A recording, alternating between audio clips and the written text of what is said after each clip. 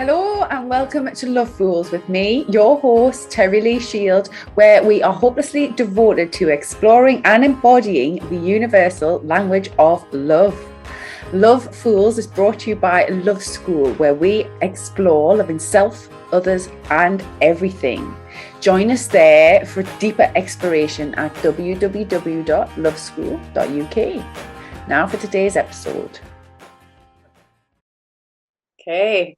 Hello, I am here today with Rachel Jones-Wild, and we're going to talk a little bit about mindfulness, meditation, psychotherapy, mind stuff, present stuff, wherever the conversation takes us. So hello, Rachel. Thank you for being here on Love Fools.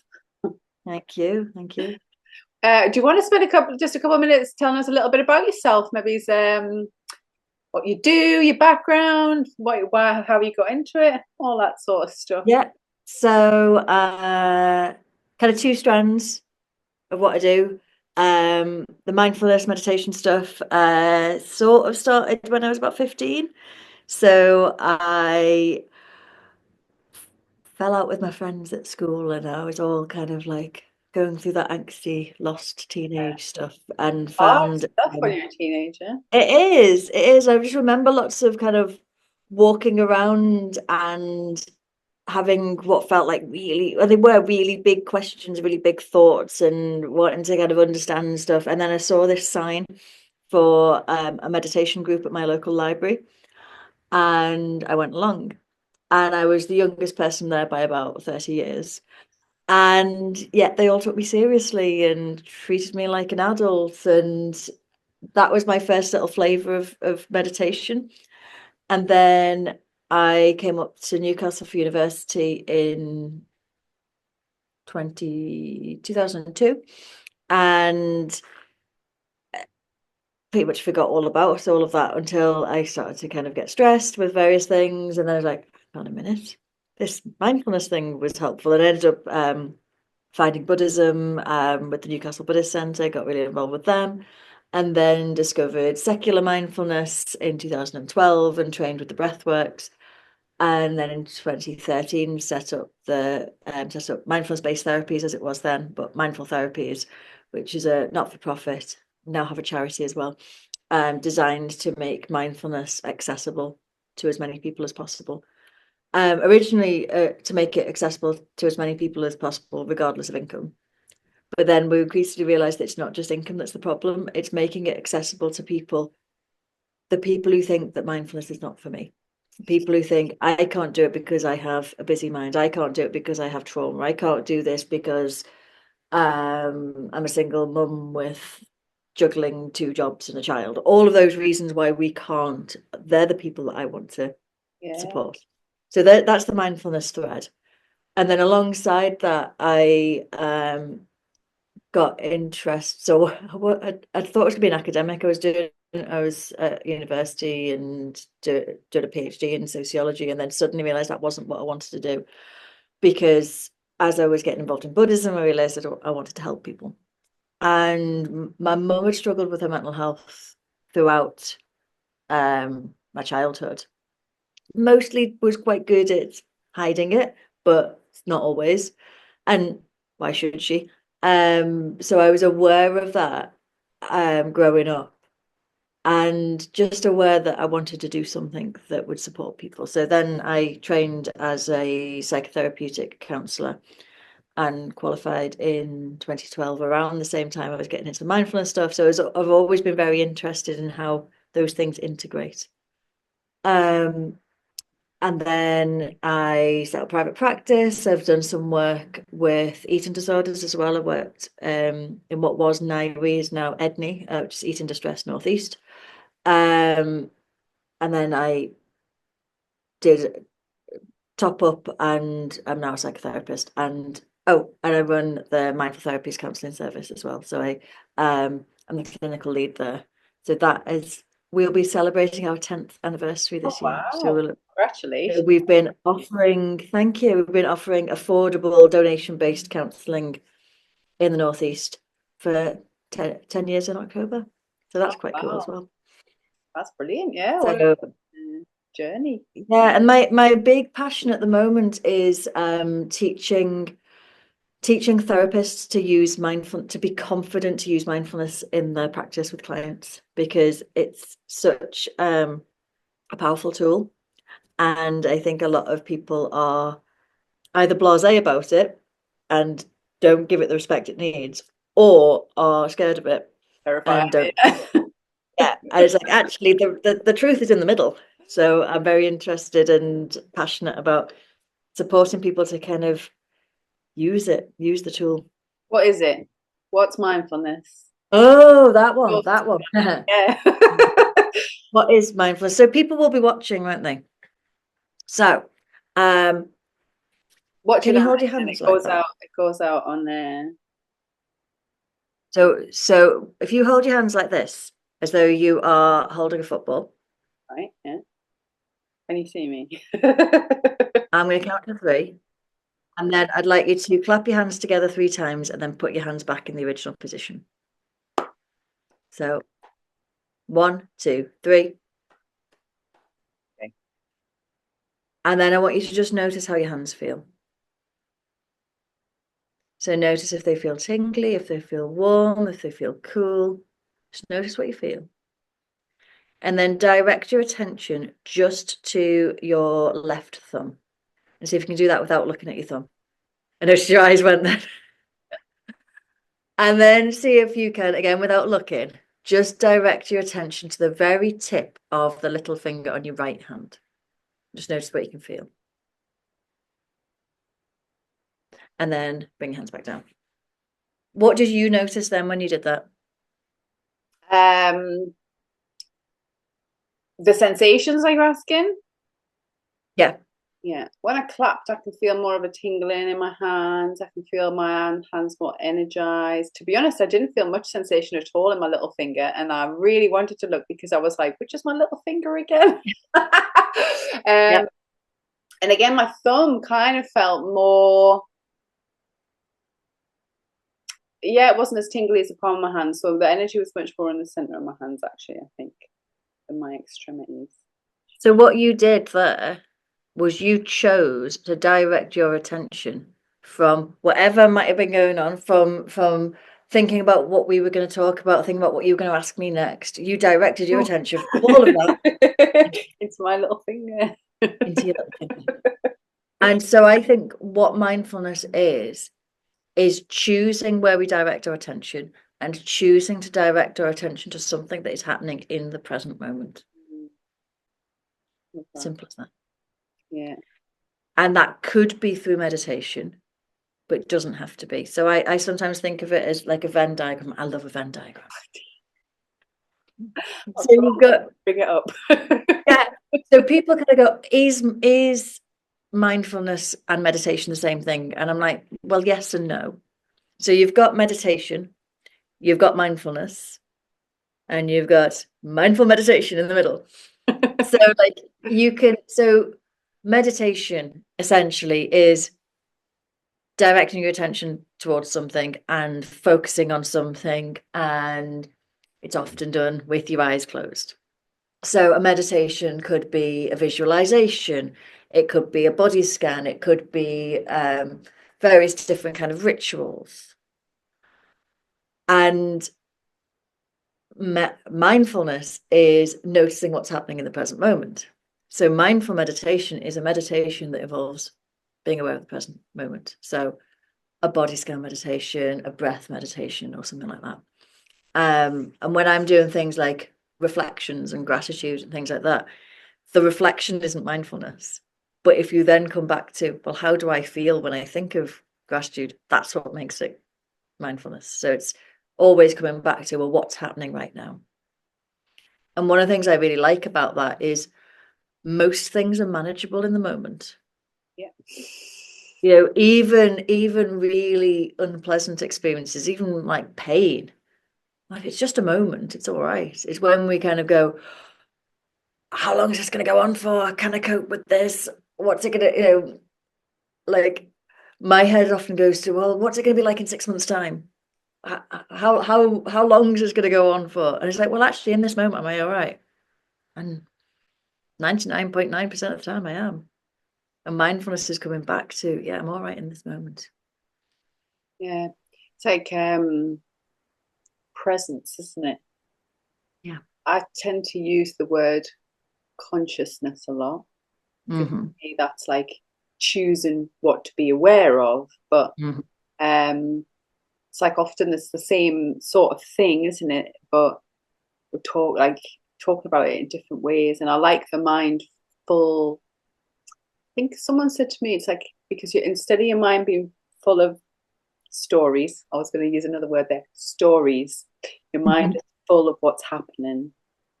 Yeah. So you know, like what you kind of said, you're like all this stuff here, and you just kind of bring it down into like say the breath or something like that. Yeah. But it can be anything though, can't it? You don't like you said, you could be mindful of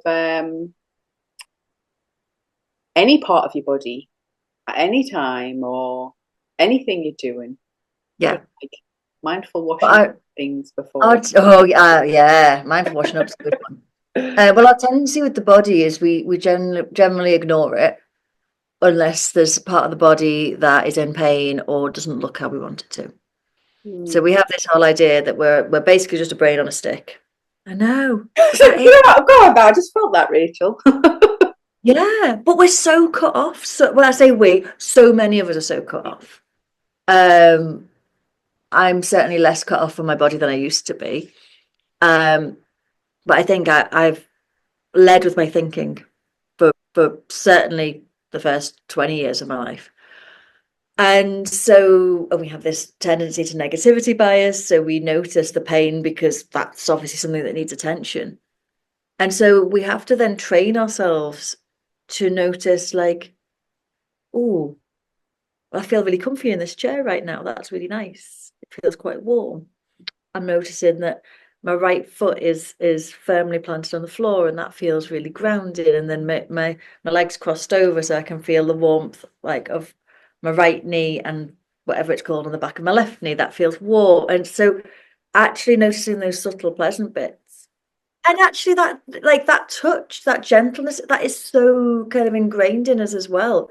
You know, we when we're kids, it's that comforting touch. It's like if you've fallen over, you hopefully your mum rubs your knee or whatever it might be. And you know, my little one is constantly either falling over or pretending to fall over so she can go, kiss it better.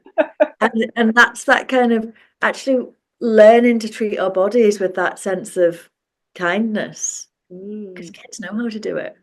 But we've kind of a lot of, so yeah, a lot of mindfulness is unlearning stuff that we've forgotten. Yeah, definitely. Wow, love that. Mhm. So I had prepared some questions, and that kind of answers a little bit of my first question because I love fools. We kind of look at like loving yourself, loving each other, and then loving like the big aspects of life. So one of the questions I was going to ask was, how does being mindful help for self love? But you've kind of just explained that there. Like that's such a beautiful like idea. I've never even considered it in that way. Like we pay attention to things that we don't like about ourselves or that cause us pain, and how often do we actually pay attention to all the rest of us? Yeah. When I teach mindfulness and when we teach mindfulness at mindful therapies, we talk about the attitudes of mindfulness as well. So these come from John Kabat-Zinn. And essentially the attitudes that you can bring to your mindfulness, your meditation practice, but they're also attitudes you can bring to life. There's 9 of them. There's beginner's mind. So this is the idea of experiencing the world through the eyes of a child. That kind of like, oh, look, it's a ladybird. But experiencing the breath, like I've never had this breath before. Curiosity, that kind of sense. There's beginner's mind. There's non-judgment, and that we judge ourselves all the time. To be able to experience ourselves and either without judgment or just holding the judgment more lightly, that's powerful. Gratitude. So there's a practice that I do, which is a gratitude body scan. So not just noticing how the body feels, but going, oh, thank you, eyes. I can see the world. Thank you, nose. I can smell flowers. Thank you, knees. I can crawl around playing on the floor with my toddler. All of the things that we take for granted, to actually thank our body. So gratitude, there's acceptance, which is huge. So, like, rather than getting into beating ourselves up or criticizing other people for things that we can't change, just accepting the things we can't change. Acceptance, non-striving. So non-striving is essentially not trying too hard, making a balanced effort, letting go, self-explanatory. Generosity, and generosity involves being generous to ourselves as well as to others. And there's a quote that we often use, which is, attention is the rarest and purest form of generosity. So to actually pay ourselves attention, just to stop and go, how am I? That is an act of generosity. Then it's patience. So letting things unfold in their own time. And trust. And trust is a biggie. Trusting in ourselves, trusting on our practice, trusting on our intuition. And that's the attitude. And I think it's bringing those in. That means that mindfulness isn't this alienated awareness of, I am breathing in, I'm breathing out. It's bringing all of that to it as well. Yeah, that feels very loving as you're saying that. And then, like, I guess once we can start to do that for ourselves, because we can, especially if you're being mindful and you're paying attention to how that feels for you to receive yourself that way, you can then give it to others or do that for others or be more present with others. And yeah, especially those attitudes. Wouldn't that be lovely? Yeah. Well, we also do kindness practices as well, like that come from traditional Buddhist practice of the metta bhavana, but secular.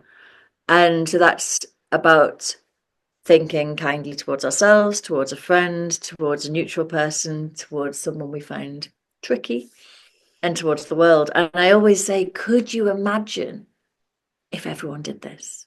What would the world be like if everybody did this? Mm. And but it'd be fine. Not completely, there'd still be like pain, but it wouldn't be like it is now if everybody did kindness meditations. It'd be amazing. Yeah, imagine if you had to do the metta bhavana for 5 minutes before you log on to Facebook. Yeah. Yeah. Yes, I find it. The metta bhavana. I haven't, to be honest. I'm doing a similar practice. I haven't actually followed that practice for a while, that particular one, but I do come back to it time and time again. Especially around heart opening and things, because it's such a pure, and I always find it very relieving. Mm. I always find a lot of relief Yeah. when I can just give the time and attention to that, because it almost feels like, I say, you kind of tap into that idea that we're not always there for each other all the time, are we? But someone somewhere might be caring about, the rest of us, Yeah. somebody else. Because I think we often get conditioned to think that nobody cares about each other anymore. Yeah. I don't think it's true. I think the way we maybe it's like express that sometimes comes across or can be quite defensive. But at the root, I think people probably care more than we like to think. I see a lot of people at the moment who are very frightened about the way the world is going. And that manifests in, people are awful. We're heading in a horrible direction politically. There's, so much to be frightened of. And I get that. And it's like, well, is that entirely true? Is it entirely true that everybody's this awful? Or look around you. There's these little examples in every moment of people connecting, caring. And again, we've got this negativity bias, so we are going to notice the negative, and the negative is often quite scary. But it's choosing to kind of go, there are people who are even daft examples, like I get the bus a lot. And it's so easy to notice that the grumpy passengers, the grumpy bus drivers, and forget that actually there's some really lovely people. You know, I have really lovely conversations on buses. You know, there was a driver who got out and lifted the buggy off for me so that I could walk with my little one holding her hand because she doesn't like to get in the buggy. It's when like the driver offered to help, but it's so easy to go, oh well, yeah, that whatever. Let's just focus on that grumpy one. So it's being able What I've to, noticed on the bus, because I've had to take the bus recently, and I don't know if I think it is a bit more of a northern thing, but even the grumpy one, right, when they get off the bus, they'll say thank you to the bus driver most of the time. yeah, Do you know what I mean? yeah, Like, so even if you yeah, think, oh, that person's like, you know, smile wouldn't kill you, love, or whatever, do you know what I mean? These judgments we make of each other. I'll get off the bus. Thanks. Thank you. yeah, Even the annoying teenage kids, they're all like, it's just like a thing up north that I do find really endearing about part of our culture. And you know what else? yeah, Like walking the dogs and stuff as well. Like that's why I think sometimes if you take your attention, that visual that you did right all here, I think of screens and stuff like that as well. Sometimes like they pull my attention out, and I find, to be honest, I'm a lot less pessimistic than I think most people are at the minute. But mm, I kind of look at it all from a non-judgmental perspective because I actually think we're probably moving in a better direction than a lot of people do. But I always have an alternative viewpoint. I think it's just the way I'm made. Um, but yeah, when I bring my attention back, right, even if into real world, I mean, and you're like walking the dog or like say walking down the street, most people will respond positively to any sort of attention, eye contact, a nod, a smile. And I've got a dog, so and you've got a little one, so it's possibly the same thing. You know, there's all the people will try and connect over something they find beautiful or cute or you know what I mean, endearing, and you'll have all these little random conversations about a dog. So it might not be some like deep, meaningful, or even, you know, any sort of conversation that one would think would really draw people together. But it's still an acknowledgement of like yeah, each other, yeah, and it something matters. we care about and like. And And you say about like having a more positive view on the world than other people do, and I think there's an element of choice in that as well, isn't there? It's like there's the messages in the media that are quite negative. There's other messages that are more positive, and there's very little we can do about any of it. yeah, So I know if I choose to focus on things that are scary that I have no control over, or I choose to focus on kindness, I know what's going to make me happier. And if I'm happier, I'm more equipped to do what I can, which might be sign a petition, it might be write a letter, it might be make a donation. But if I come from a place of helplessness, I'm not going to do any of those things. I'm just going to want to hide. yeah, exactly. I think that's what was like, especially this year, even just the past few months. 2025 for me has been if we look over the past 5 years, there's been so much happen, right? And I'm a bit of an experimenter, so I've looked at different things, and I've just been taught time and time and time again that we choose where we look, and when we're looking at the things that we can't change, exactly like you said, you feel more powerless, or you feel like you're trapped in that, and you lose your yeah, your sense of choice and your sense of self, don't you? Yeah. So I was going to ask about mind health and meditation and mindfulness. We might have just captured it in that essence, but I would love to hear your perspective on it, because to me, my practices with meditation is definitely a mind practice. So it's me learning that I can control my mind, or at least contain it, or move it where I would like it to go.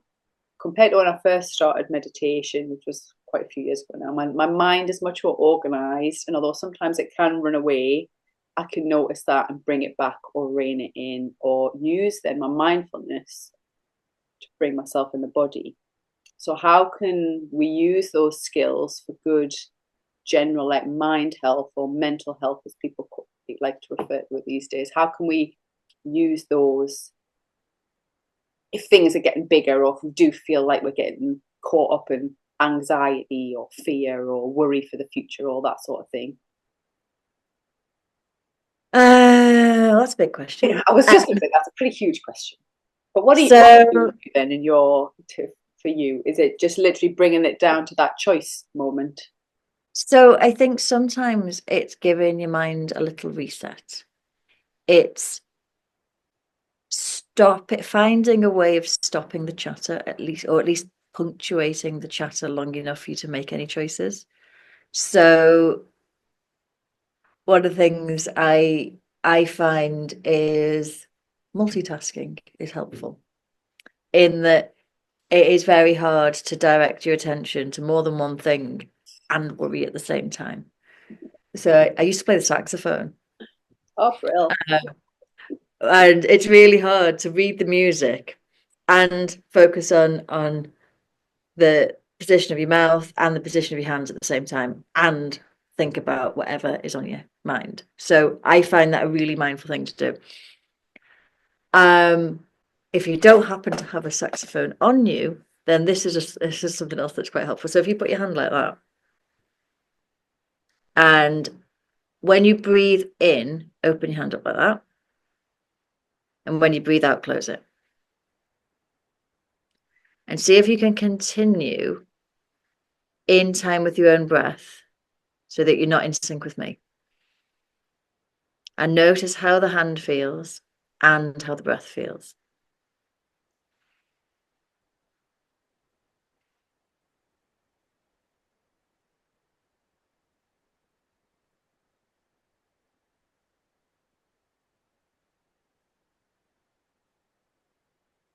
And then come to stillness.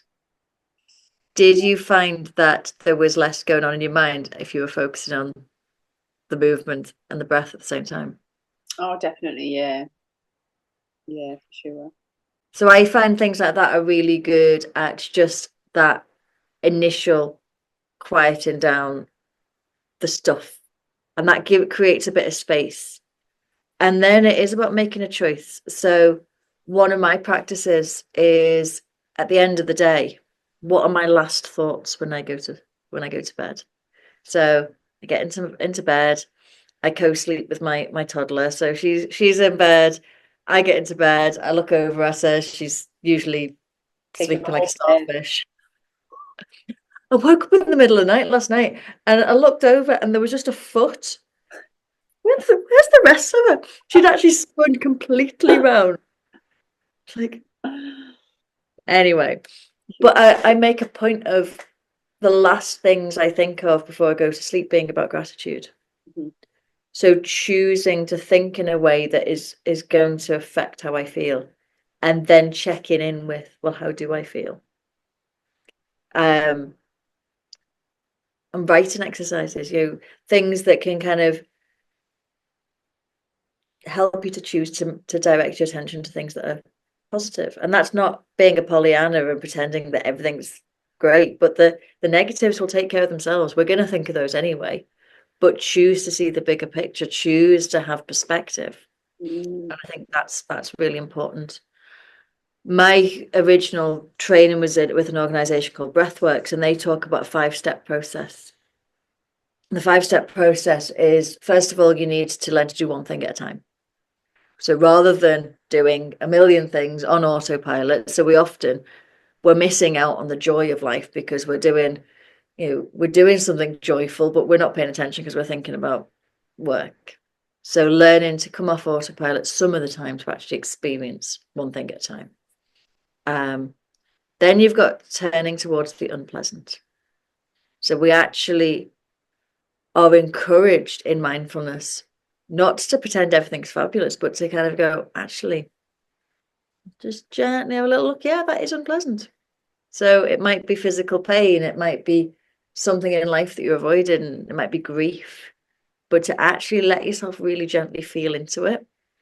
It might be the pain of a difficult conversation, but to feel into it and sit with it and go, yeah, this is unpleasant, rather than doing what a lot of us do, which is completely block it out, avoid it through, drinking, smoking, whatever our distraction might be, or to drown in it.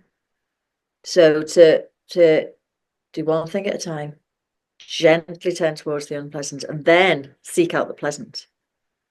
To go, okay, so what is there now in my experience right now that is pleasant? Well, I feel warm. I There's a nice blanket.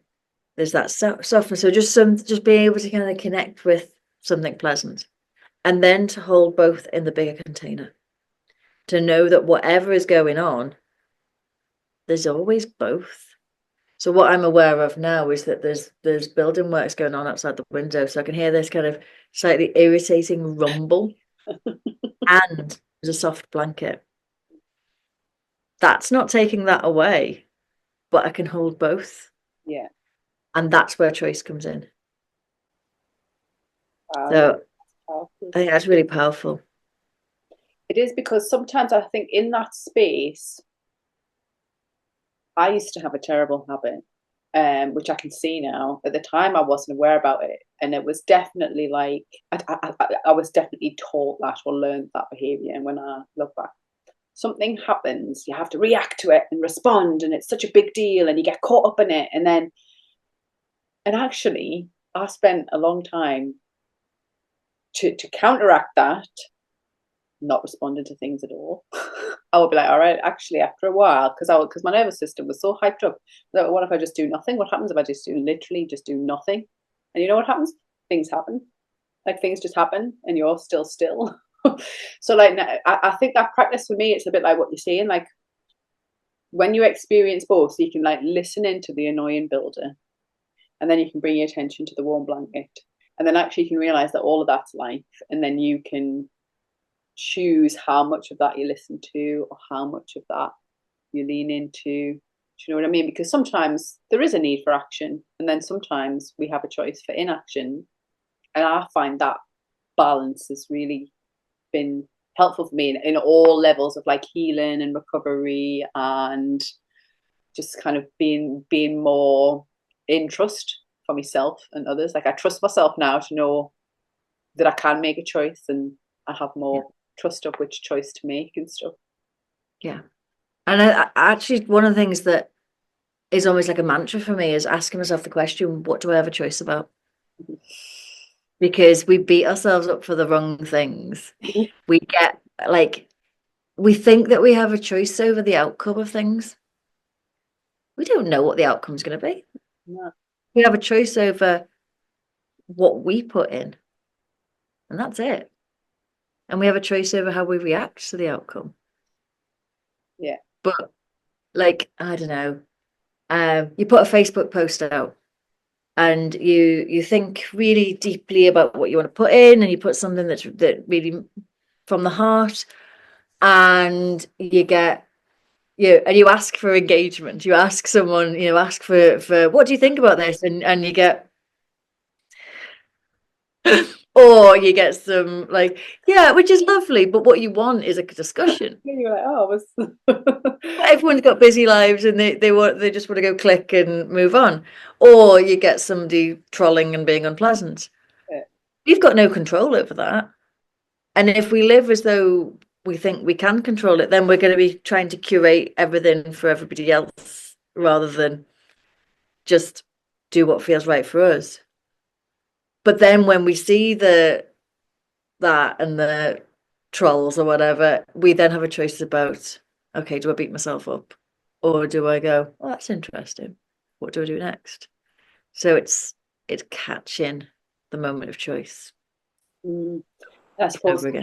feel like that's come a bit round again to like mindfulness. Then what you said at the beginning, that we can then bring ourselves into the sensation and find out what's going on for us, Yeah. instead of it being about, like say, like them, how am I feeling in that myself, and what am I choosing to think about that, and all that sort of thing. I've been in exploring the idea of ideas, illusions, how we shape our reality, and things like that. And then, and my interest has like always been bring that right down to reality and what works. And I feel like what you're describing there is like that balance between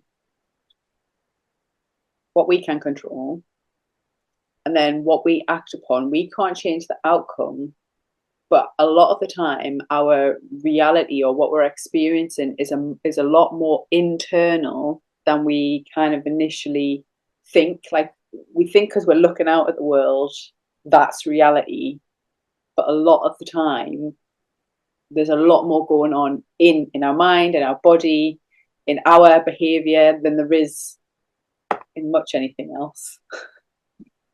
Yeah, it's interpretation. Yeah. If we learn to interpret things, either to interpret things differently or to recognize that we are only seeing things through a particular set of conditioning, then we can open up the possibility that something else could be true. It's how CBT works, isn't it? It's seeing that what the explanations we're putting on things. The classic example, which I'm sure everyone's familiar with, is you're walking down the street, you see your friend walking down the other side of the street, you wave and they don't wave back. And so our perception of that is, oh my God, they hate me. What have I done? I'm a terrible person. And in reality, that person didn't see you for whatever reason. But we put on all of these different, and I've talked about this in groups, and the amount of people that'll say, "Oh, I'll wonder why they hated me. I wonder what I've done." And at no point did I say they ignored you. I say they didn't wave back. Yeah. And then the other thing is, we don't know what's going on in their little world. They might have seen you. They might have had all this other stuff going on, and we don't know how they're responding either. We can't control that, can we? No. At No. all. Yeah. So how does this work for? How can people maybe be mindful in their relationships then? Since we're talking then about how we interact with the world or how we interact with others, how do these skills start to like come into maybe it's relationships or connection or how we engage with each other on social media or out and about? Is there a way that people can use these skills like in their day-to-day lives? I think some of this then becomes an overlap between mindfulness and compassion. So I'll probably use some of this slightly interchangeably. But the first thing I think that popped into my head when you asked the question was beginner's mind. So as I said, beginner's mind is treating things as though we're experiencing it for the first time. And we don't do that anywhere near as often as we should, particularly when it comes to relationships, particularly when it comes to close, intimate relationships. So how often do we say things like, oh, well, I'm not going to bother mentioning it because I know what they're going to say? Mm. Or whatever it might be, we think that we know the other person. And because of that, we don't look at them anymore. So beginner's mind would be to maybe take a risk and say the thing, even though we think we know what the outcome's going to be, because it might not. Let people surprise us. Or it might be to pay attention. I said earlier that attention is the rarest and purest form of generosity. Like, put your phone down. Put your phone down for a minute and actually look at someone. Because we don't do it. So much of the time I was listening to something, I can't remember what it was. I never know. I can never remember. Yeah, I like that. I listened to too many different things, but it was talking about this idea that when someone is looking at their phone instead of paying attention to you, it's like a micro attachment trauma. Because they're on some level, you on like a primal level, you're you're knowing that they're not seeing you, you're knowing that they're not paying you attention in a way that as human beings we crave. Mhm. So there's so many times when people are distracted. And sometimes we have to be distracted. So maybe it's where, you know, we're out with a friend and our child. Yes, there's going to be that pull, but sometimes it is because we've forgotten how to pay attention. So we end up kind of missing our whoever we're with. And that has a massive impact on the relationship. Yeah. So like I notice it yeah, with lots of people where you sat there and you're trying to have a conversation, you suddenly realise that they're not entirely there anymore. It's Yeah, and horrible. what was coming up when you were saying that as well, it's like the other side, isn't it? Sometimes we get so caught up in feeding a story or going along that we're not paying attention to maybe the reality of some situations. Like there might be a problem in the relationship we're not addressing. There might be something going on in that dynamic or the environment that we're not giving our attention to for whatever reason, fear and all that. Um, and we're not noticing how it's affecting us or how our actions are affecting other people. Like we're literally like not looking at the reality of what's happening between people. And I think that's so important, isn't it? When you were trying to make better connections or heal or interact in that, especially now this world that's so two-dimensional on a screen and stuff. Mm. Kristen Neff does this really wonderful practice, which is around connecting with the breath. And so I sometimes use it when I'm going home for Christmas. So you connect with the breath and you think about who you're going to be seeing over Christmas. And some people, everyone gets difficult over Christmas. Um, Different people's needs and demands and things. So you bring someone to mind and you connect with the breath and you think, okay, so if I'm going to be around this person, what do I need? Um, Maybe it's patience. I need to have some patience so that I can deal with this situation. What do they need? And maybe what they need is compassion. So then you breathe in patience and you breathe out compassion. And you imagine that you're filling with patience. They are filling with your compassion. So you both get what you need.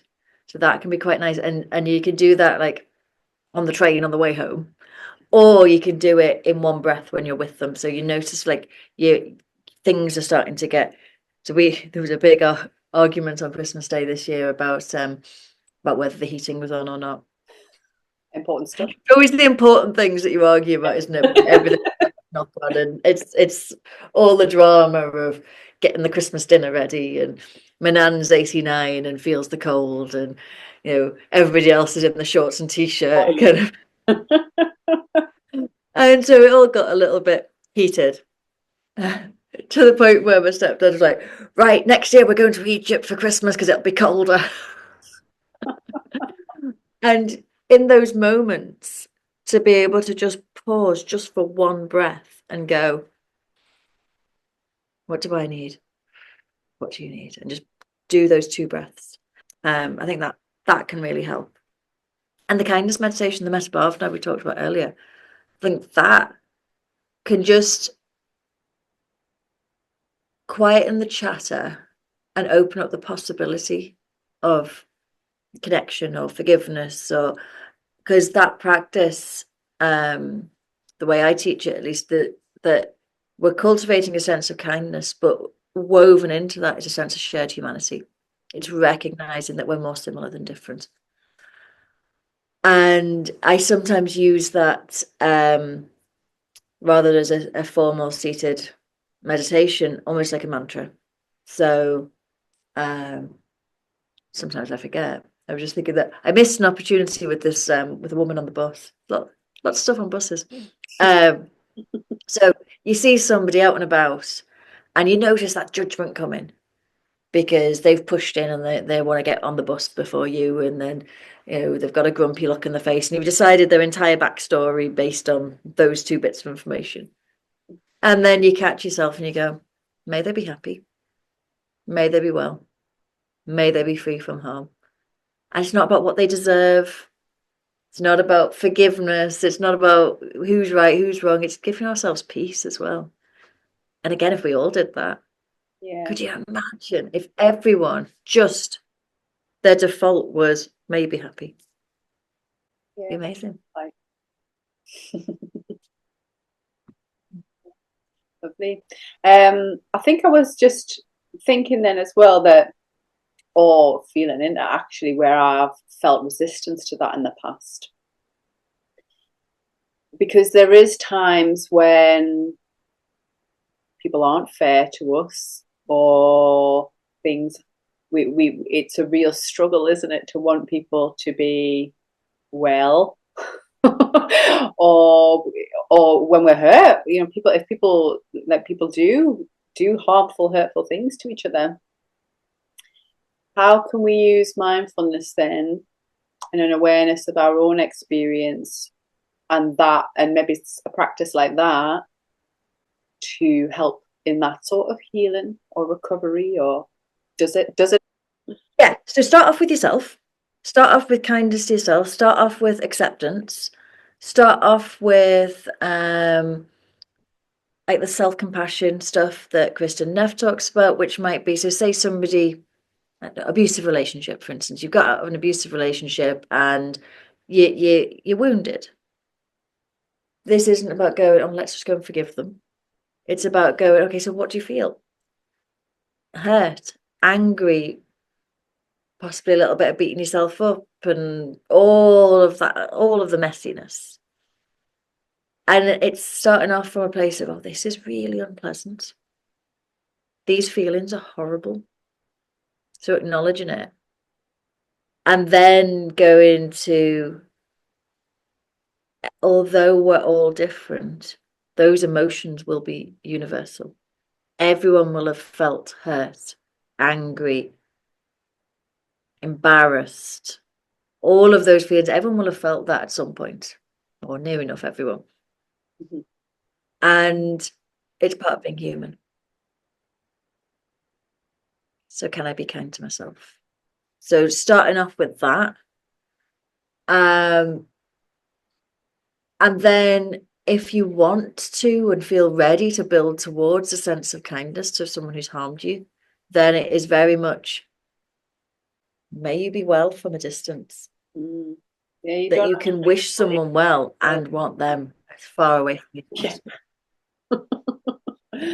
be well in whatever reality You you're know, creating. boundaries Yeah. might be kind of, so you might not ever want to wish them well, but just to kind of go, I've got compassion because for you to have behaved in the way that you've behaved, something's not right.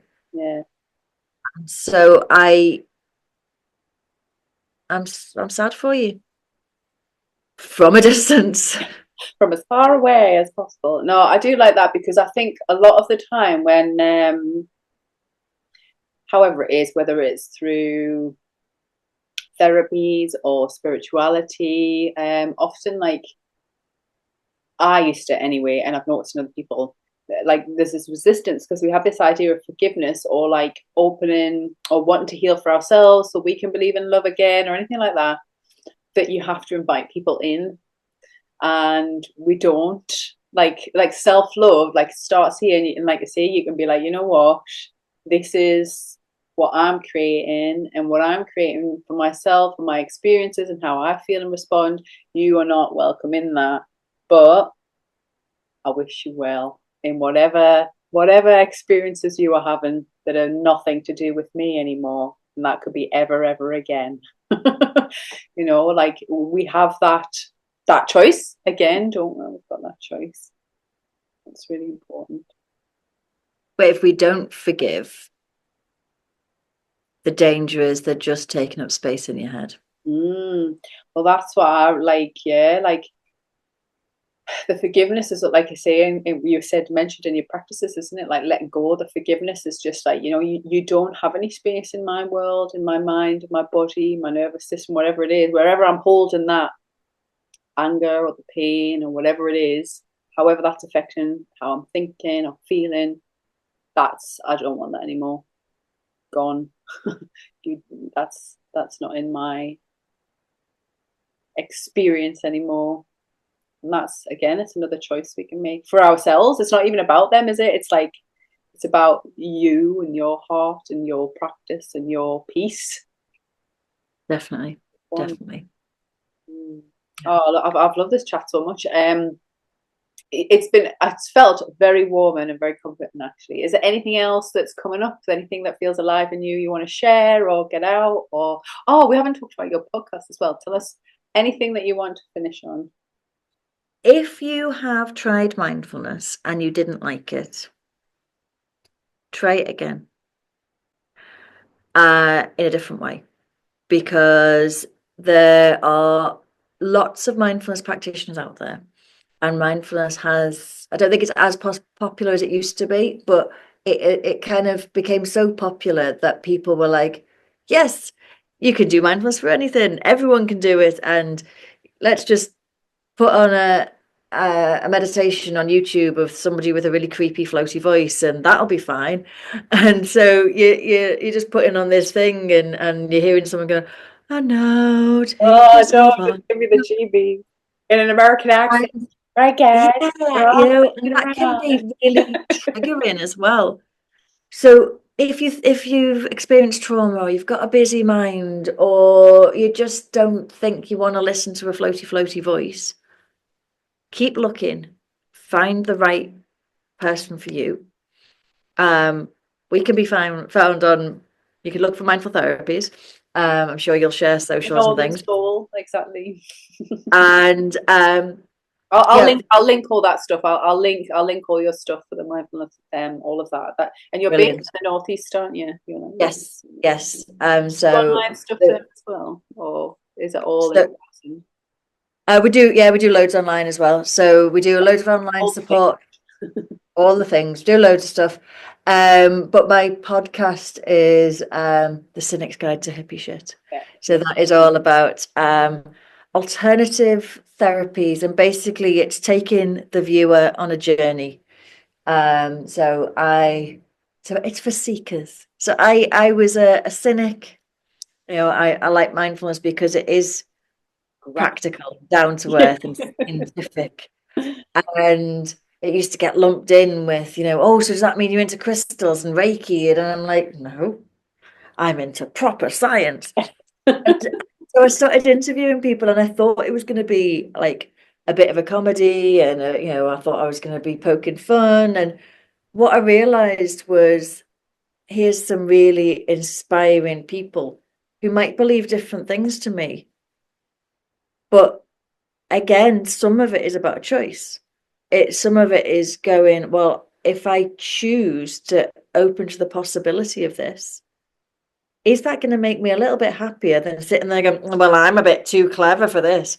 So what I started, I've started being more wholehearted, and it's been a really wonderful experience to kind of see that other things are possible. And one of my favorite examples is a witch that I've spoken to a couple of times, and we ended up having a podcast of our own for a while. And she tells this lovely story about she was going to work, and she saw a load of feathers, a load of white feathers, as she was on her way to work, and she thought to herself, oh, the angels want me to have a lovely day today. And then she thought, either that or a cat's got a Yeah. bird. That or some pigeons at it. Yeah, and then she thought, well, if I think it's angels, that's going to make me happier than if I think it's a cat. So I'm going to choose to believe it's angels. And I just thought that's so lovely, choosing magic. Yeah. And it's not about being naive or stupid or any of those things. It's about making a choice. Yeah. And so, yeah, if you're interested in finding out more, please do have a little look at the podcast. I speak to some fascinating people. And sometimes it's just different words for different things that we don't understand as well. You know, there's a lot we don't understand. Yeah, I think that's probably everything I need Yeah. to share.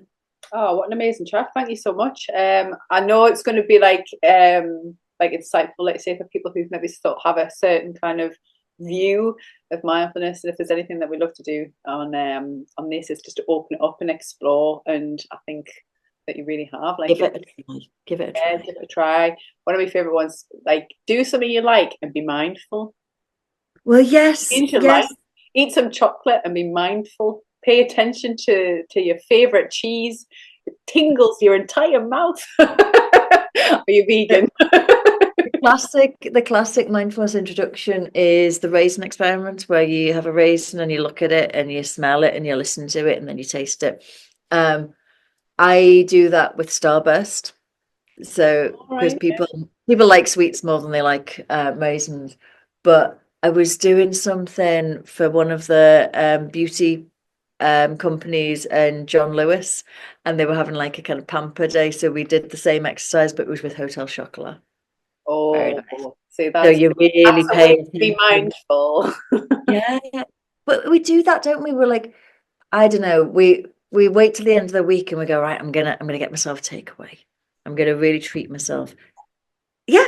So we spend the whole week deciding what we're gonna have and we wait for it to arrive and then we've inhaled it and we just feel a bit sick. Whereas we could actually stop, pay attention. It's so different when we do that. Be present, enjoy your life. Be That's a nice present. note to end it on, isn't it? Thank you so much. I'm Thank gonna you. Thank you for listening to this episode of Love Fools, where we have been exploring and embodying the universal language of love. Love Fools is brought to you as part of Love School, where we explore what it means to love self, others, and everything. For more information, come and have a look at our site, www.loveschool.uk.